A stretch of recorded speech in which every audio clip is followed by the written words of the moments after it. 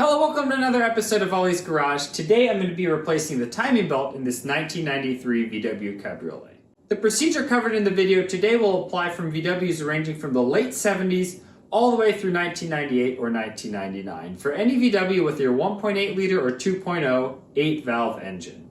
The maintenance interval specifically specified for this vehicle is between 60,000 to 75,000 miles or every 4 to 5 years. Now, let's be honest, no one replaces them every 4 to 5 years, so, anywhere in there the 60 to 70,000 mile range is probably also realistic. And if I were a betting man, most of these vehicles probably need a timing belt replaced. A lot of people probably think, oh man, the timing belt, that's a really difficult job, I need to take it to the dealership or a mechanic to do. Honestly, if you can change the alternator in this vehicle, which I have a video linked, then following this video, you're definitely going to be able to change your own timing belt. It is not that difficult. There's a few steps that you have to pay attention to as you're changing it, but it is not as critical as sometimes people make it out to be. One of the reasons that changing the timing belt on these vehicles isn't that critical is because on these 8-valve engines, they are actually non-interference engines. So what does that mean? That means that when your piston is all the way as far up as it can be at top dead center, and if for some reason your timing belt were to be out of time, so you get rid of it, then that valve, when it's being pushed down, would never be able to touch the engine. So you will never be able to bend your valves, as sometimes you read about on the internet. That's one reason why these engines are super friendly to work on, and you don't have to be really afraid of changing your timing belt. Worst thing is that you change it and you don't get something right and it just doesn't run, and then you just run through some troubleshooting to get it to work. However, if you follow the steps that I'm covering today, it's gonna work out for you and it'll be super straightforward. Stay tuned. The only parts you're going to need for this repair are a timing belt and a timing belt tensioner, and I'll make sure to have part numbers and links in the description below. You will need to either jack up the vehicle or have it on ramps. I've got mine on ramps for today. Make sure that if you've got it on ramps, to jack your vehicle as well. And if you're planning on jacking it up, I'll link a video below, but I have a video on how to jack these vehicles up properly so that you can make sure you're not going to damage anything. All right, let's dive in. We're going to start by disconnecting the negative cable on this battery.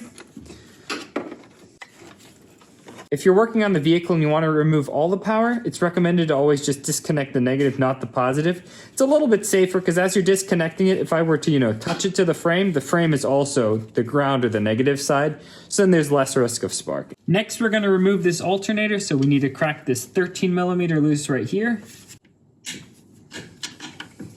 We can pull that cable off, and then the next one that we need to remove is this little nut right here to get this next blue cable off. This is your exciter wire cable, and this is the cable that actually charges your battery. So this is the main positive from the alternator. Let's get this one off next.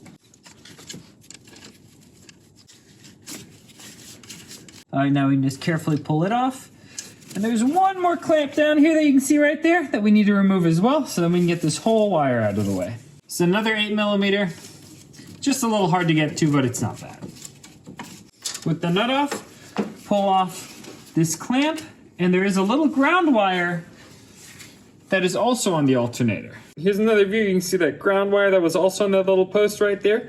This is actually for your AC compressor to turn on that clutch. And if you look closely, it runs right down there to that AC connector. Okay, over here we just have a 13 millimeter up here for your tensioner.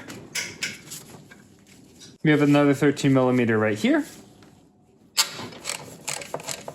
Remove this tensioner nut and we can just fold that out of the way. One more down here. This one is a 6 millimeter Allen. And with this one, if you haven't cracked it loose in a while, make sure that you really seat this hex head. Tap a little bit with a hammer. That usually makes sure it's seated really well, and then crack it loose. If you round this thing out, it's a real pain to replace this bolt. It's possible, you just have to weld another bolt to it. I've done it, but we're gonna try to avoid that.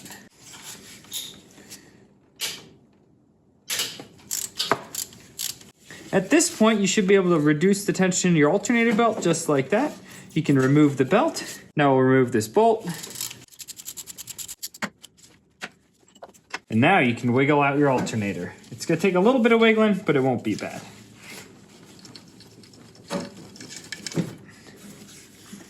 There we go. The next thing that we need to do is we need to just loosen this AC compressor belt right here. So we need to crack these two mounts loose. So what we can do there is this is an 8 millimeter hex again. Get it seated really well and then crack it loose.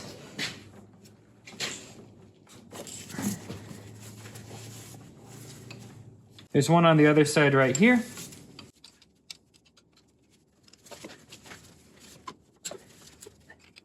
That's good enough. If you have this power steering reservoir right here, we're gonna unhook it and just move it out of the way. You just slide up on it, wiggle it out. Then you can kind of just set it off to the side like that. To loosen the tension of the AC compressor bolt, we just have to loosen this tensioning bolt right here, that 13 millimeter, and that retaining one right over there. Just two 13 millimeters, again, just loosen them. You don't need to remove them. That's nice and loose. Let's crack this other one loose. We want to be careful so we don't hit this AC condenser. Okay. And let's just finish loosening it. All right, that one's also nice and loose. Now let's just lower that AC compressor. We can put this power steering fluid reservoir back kind of close to its place, and now just push on down.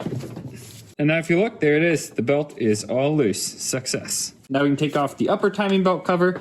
This is the newer style with just those two clips, and then you can just kind of slide it out like that.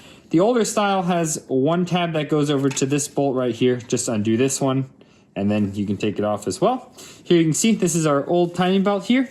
The next thing that we need to do is we need to work on getting rid of this lower timing belt cover as well. Here we are underneath the vehicle. I don't have my power steering belt currently mounted because the system leaks, but you'd need to remove that as well if you have power steering. So the way you do that is you just loosen this tensioning screw, then you loosen this screw right here, this one right on the back side here, and then don't forget you also have to loosen the overall mount, so that's gonna be this nut right here. Once you have those loose, then you can also just push that power steering pump in, remove the belt. I have a whole video on how to remove the power steering pump that I'll link as well in case that explanation was a little too short and a little too quick. Then you can get a little bit more detailed explanation there as well. With the power steering pump belt out of the way, we now have to remove these two pulleys that go on the crank and this water pump pulley. They're all held in with these 6 millimeter hex head bolts. Just like when I was talking about removing the alternator mounting bolt up top, make sure you always tap in your little 6 millimeter hex into these before you start cracking them loose. If you strip these out, it's going to be, again, a real big pain. You have to bust out a welder and all those things. We're going to avoid that today, but it's hammering them in. Second thing, I like to use an impact wrench on these because it just makes it go a little bit easier.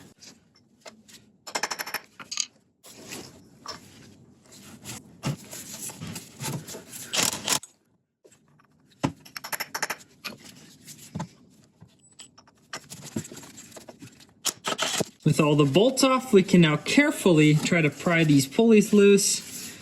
You can very carefully tap on them, but they will very easily bend. So rubber mallets are preferred. One right there.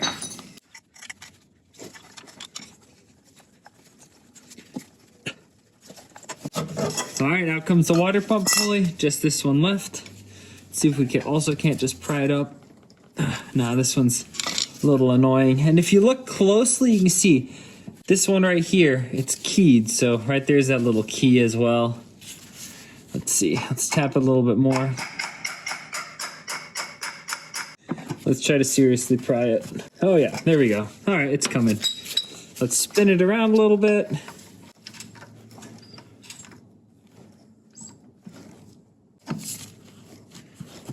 Okay.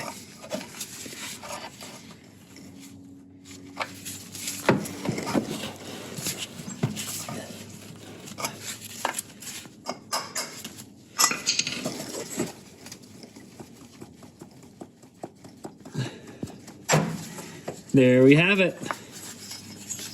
And if you made it this far, now you can completely remove the AC compressor belt and you can completely remove the alternator belt. It'd be a good idea to replace those two belts as well while you're in here because they're a little bit of a pain to get to. I'll make sure to link those below as well. One more 13 millimeter bolt holding on the lower timing belt cover. And right here's a 10 millimeter nut as well that we need to get off. There are two 5 millimeter hex head bolts right here that we have to remove that hold on this lower timing cover as well. With those lower two 5 millimeter hex heads, this bolt and that 10 millimeter nut, we can now remove this lower timing belt cover. Now before we continue removing this belt, we need to turn the engine to top dead center. For that, it's best if you get a helper. Just take a ratchet with the 19 millimeter 12 point and connect it right down here to the crank. And someone's going to turn while someone else watches. Right down here is the inspection port so that we can keep an eye out for top dead center, so we can remove that little plastic piece. Sometimes it's easier if you just remove that whole green thing as well. All right, look, the whole thing came off. The back of this filter wrench is perfect to remove that little green piece.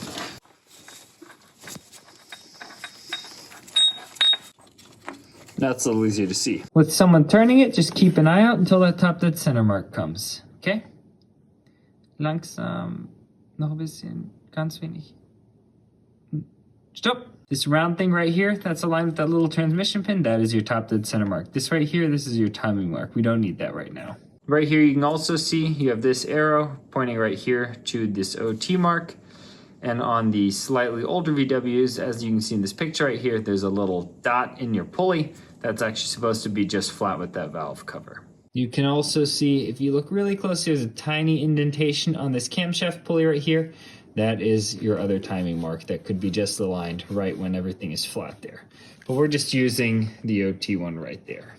The crank down there, we know that that's aligned based off the inspection hole where we set at the top dead center over there. The last thing is going to be the distributor in this intermediate shaft. There is actually also an OT mark right here, which is supposed to be in line with this water pump pulley that I just temporarily set back on. You don't really need to worry about that too much.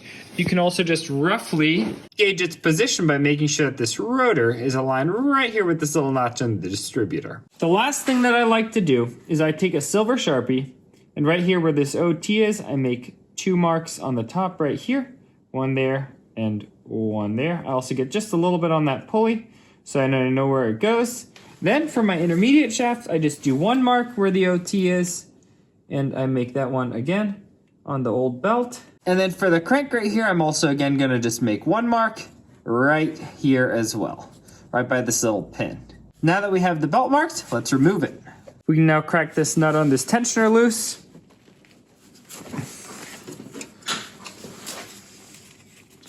All right, the tensioner dropped down. It is now no longer holding tension.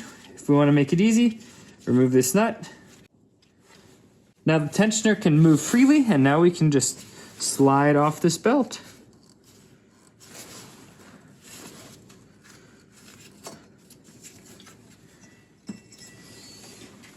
Here we have the old belt. Let's transfer the marks to the new one. All right, time to start with the top here. We'll make our 2 marks.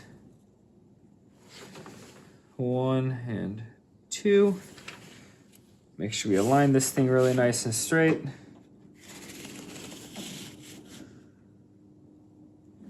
For where the next mark needs to go, right here. Okay, and we'll go back to this one.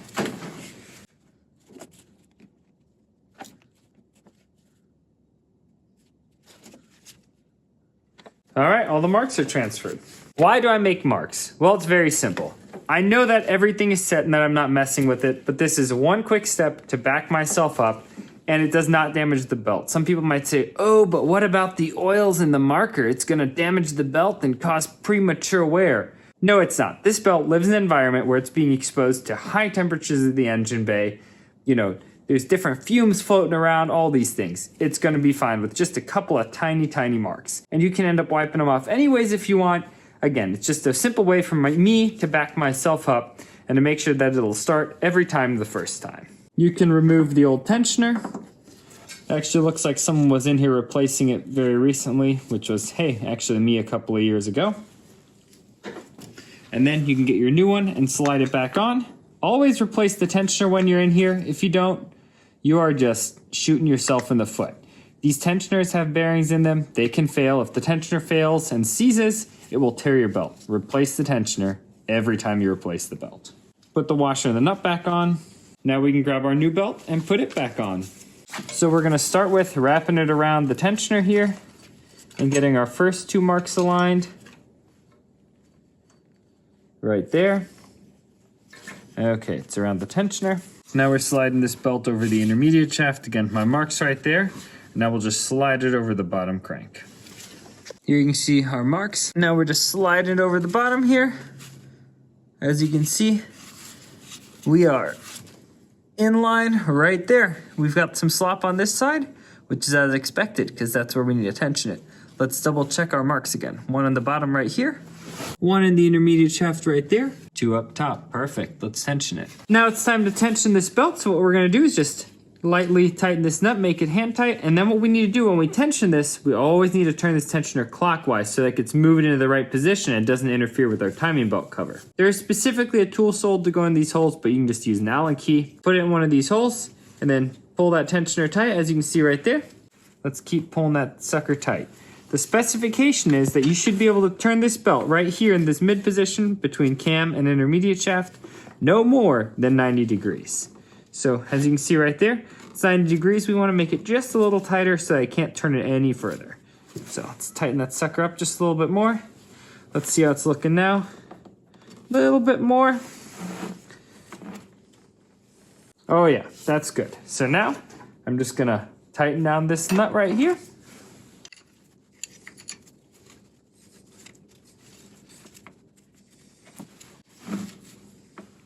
Boom. I can get it to 90, but I can't get it anymore. You don't really want it too tight. This might even be just a tad tight. I sometimes like it where it's just a little bit looser in here, but we'll see if it makes any weird noises when we start it. And the torque spec for this tensioner is going to be 45 Newton meters or 33 foot-pounds. Now with everything tightened down and we think that everything is correct, it's now time to spin this engine over twice. So we want to spin it over 2 complete times to get it right back to this top dead center mark. We want to make sure that everything is still in line and that nothing weird is going on when we're spinning it over. As I mentioned at the beginning of this video, this is not an interference engine, so the valves in here could never contact the pistons. However, it's still good practice to do it very slowly to make sure that nothing feels weird. Do it by hand always. All right, let's get going. Slowly and carefully. Oh yeah, feels good.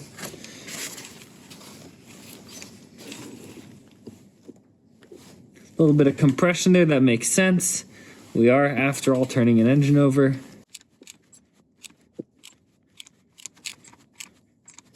We now turned over our engine 2 full revolutions, and our camshaft and crankshaft, as determined from looking in the hole right there, are back at top dead center. Don't be alarmed that 2 marks that you made on the belt are not in line with this top dead center mark on the cam. They're probably never going to be aligned with each other again. So don't be looking for that. Just make sure that, the top dead center mark OT right here lines up, the crank right there, as you can see there, is lined up, and that our distributor rotor points right back to that mark as well. Now we can check our tension again, make sure that we can't turn this any more than 90 degrees, which again, nope, that is pretty good.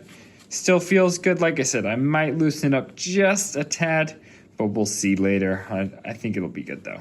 Now that I'm convinced that everything is in good working order, my tension is right, let's start putting all our parts back on. Let's start with that lower timing belt cover. It's now time to put the timing belt cover back on, but however, I was missing this little spacer right here. I could have just made it out of washers, but I ended up getting the original piece, had to order it from VW. Now that that's in place, let's slide it in.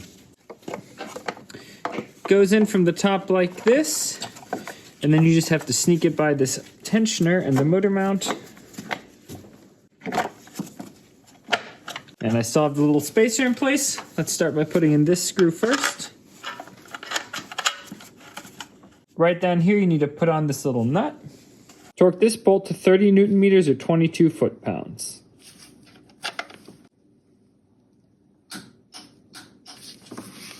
This little nut down here gets torqued to 10 Newton meters or 7 foot-pounds.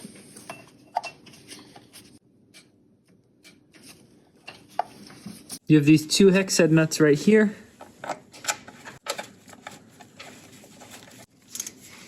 Seven Newton meters or 10 foot-pounds. It's now time to put the water pump pulley back on. Just slide it on.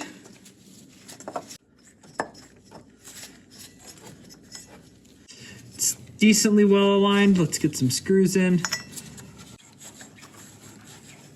We will torque these once the belt is on. That makes it a lot easier. Time to put this crank pulley on. Remember, this little hole needs to go right by this little pin right here. These 4 holes are spaced slightly differently, so if you don't get in the right spot, you will know right away. This one has the same little hole right there.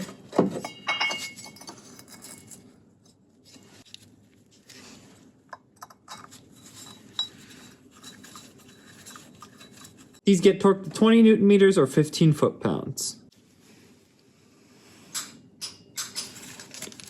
You can see right here between the crank, the water pump, and the AC compressor, that's where the one belt rides, and that alternator belt rides are right inside here. So grab your alternator belt first, put it in place. AC compressor is lifted up a little bit. Now we can put this AC compressor and water pump belt on. I'm going to take it around the crank first. Right down there, get that hooked. Then I'm going to take it around that water pump next.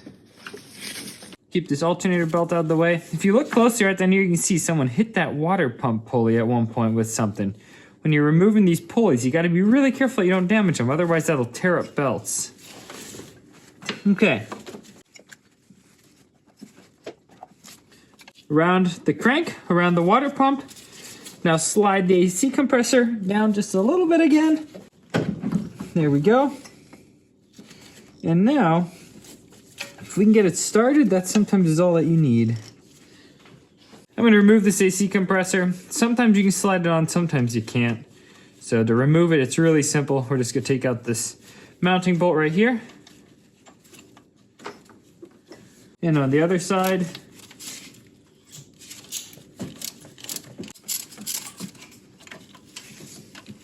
okay, with these two bolts taken out and my alternator belt on, we're just gonna slide this belt on as far as we can, and we're just gonna slowly turn over the engine by hand, and it'll suck this belt right on. It's always a little tight, but it works.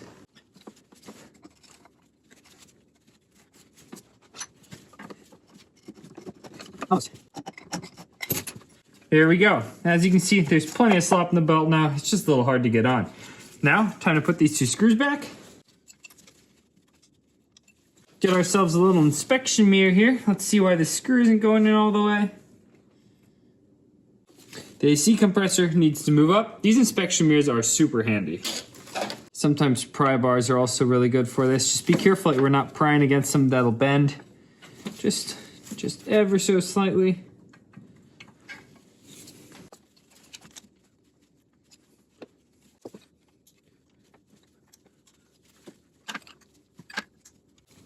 You have to be super careful that you don't cross-thread any of these, but this one's not getting cross-threaded.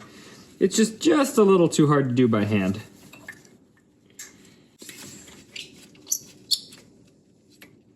No looser than hand tight for now until we tension the belt. The newer style AC compressors on these vehicles have this little bolt right here that you can also tension just like on an alternator. We just turn on that bigger one, then you tighten that smaller 13 millimeter. Then over here we still have that carriage bolt. If you have that system, it works all right, but what I like to do is reach underneath here with the pry bar, apply a little bit of tension on that AC compressor and the belt, and then I just tighten the two screws that hold it in place. So that's what we're gonna do today. We need to tension this belt until there's only about 5 to 10 millimeters of deflection. So I've got my pry bar in place, and as you can see, when you pry up on that pry bar, it makes a beautiful amount of pressure on that AC compressor. Just be careful, don't pry up too hard, because you'll break your AC compressor, and then that's not good either. So right there, okay, we just need a little bit more. See if I can't get, there we go. 5 to 10 millimeters, right about there. Okay, with some good tension on it. I'm gonna tighten down these two screws. It's a little hard to capture it all on camera simultaneously. Okay, I've got the one screw tight, let's see. Oh yeah, 5 to 10 millimeters of deflection right there. We'll tighten the second screw. Let's double check one more time. Oh yeah, that tension is good. 5 to 10 millimeters of deflection. You don't want to make it super tight so it's like a guitar string, but you don't want it too loose. Otherwise, their alternator belt will start squeaking, or this one also. So that's about good right there. These two tightening bolts get torqued at 35 Newton meters or 26 foot-pounds. However, it is a little hard to get a torque wrench into here, so I'm just making them nice and snug. Torque these to 45 Newton meters or 33 foot-pounds.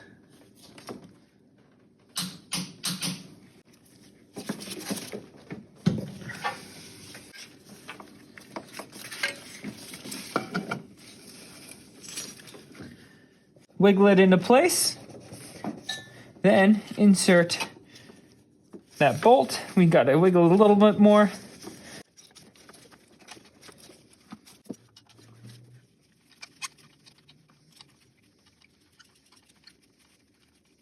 Grab your alternator belt and slide it over the alternator. Put your tensioning screw back in the alternator as well. You can either use a 22mm wrench on this adjustment bolt, or if you don't have one of these adjustment things, again, you can just carefully use a pry bar. Make sure you pry up on the alternator, not up on any of these fins. So the fins are out of the way. I'm prying on the alternator case right there. You want to go until there's about 2 to 4 millimeters of deflection. Need a little bit more. That's a little loose. Right about there is good. Now, tighten this bolt down. 35 Newton meters or 26 foot-pounds. This one can also get torqued to 35 Newton meters or 26 foot-pounds. And the mounting bolt also. Again, make sure that hex head is really well seated. Time for the upper timing belt cover. It just sits in those little grooves down there.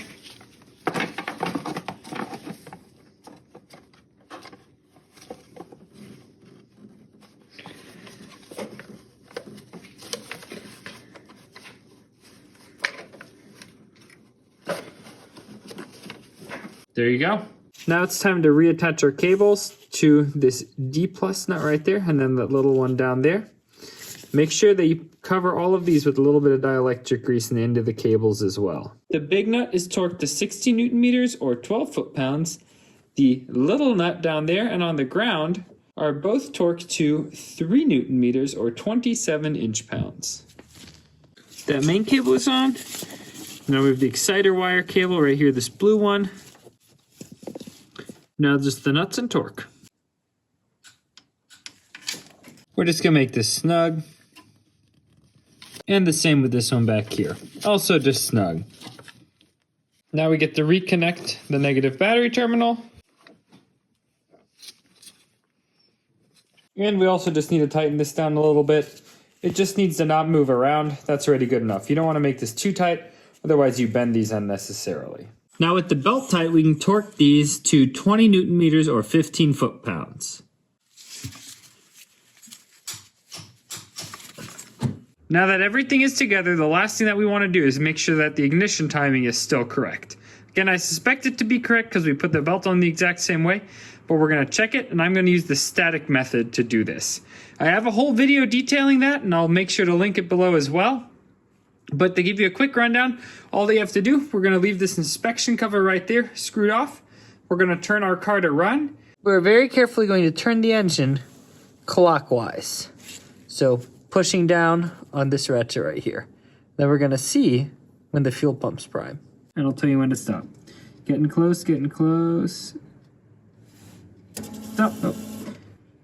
And there you have it. Our engine is still in time after we did the timing belt, so we are good there. If for some reason your engine isn't perfectly in time anymore, I've got a timing belt video that I'll make sure to link below.